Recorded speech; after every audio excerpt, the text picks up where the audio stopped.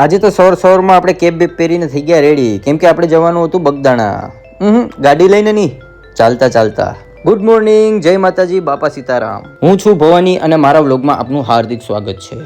તો જતા પહેલા આપણા ઘર આગળ આપણે બનાવેલી હતી મઢોલી, ત્યાં દાદાના દર્શન કરી આશીર્વાદ લઈ અને આપણે ચાલવાનું શરૂ કર્યું.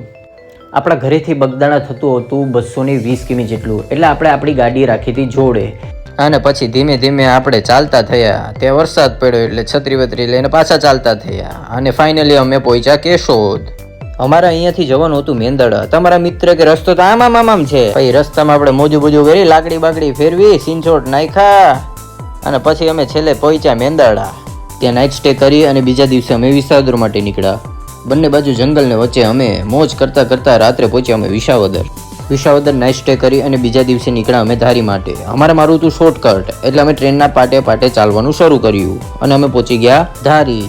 અને ત્યાં મળી ગયા અમને અમારા મિત્ર એટલે કે યુવરાજભાઈ કાઠી. અને એવું કહેવાય છે કે કાઠી ડાયરાનો આવકારો અને કાઠી ડાયરાની મહેમાનગતિ જેવી કોઈની મહેમાનગતિ ના હોય. અને ત્યારબાદ અમારા યુવરાજભાઈને છેલ્લા જય માતાજી કરીને અમે સાવરકુંડલા માટે નીકળી ગયા. અને પછી રસ્તામાં સારું લોકેશન આવ્યું, થોડો રેસ્ટ લીધો અને ગાડીનો વિડીયો ઉતાર્યો અને ફાઇનલી પહોંચી ગયા અમે સાવરકુંડલા. અને ત્યાંથી વહેલી સવારે અમે નીકળ્યા જેસર માટે. ત્યાંથી ફૂલ વરસાદ ચાલુ, એટલે આપણે રેનકોટ પહેરીને ચાલવાનું શરૂ કર્યું. વરસાદ હોવાથી ધીમે ધીમે ચાલતા અમે ફાઇનલી પહોંચી ગયા જેસર.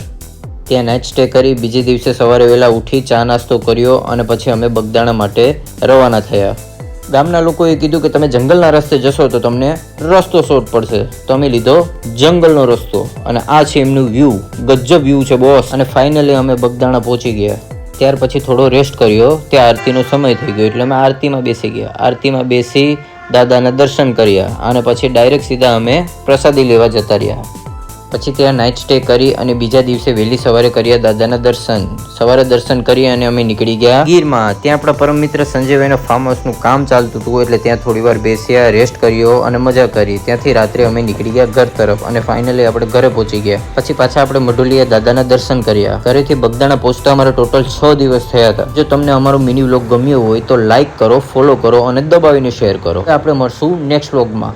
જય માતાજી, ગુડ નાઇટ.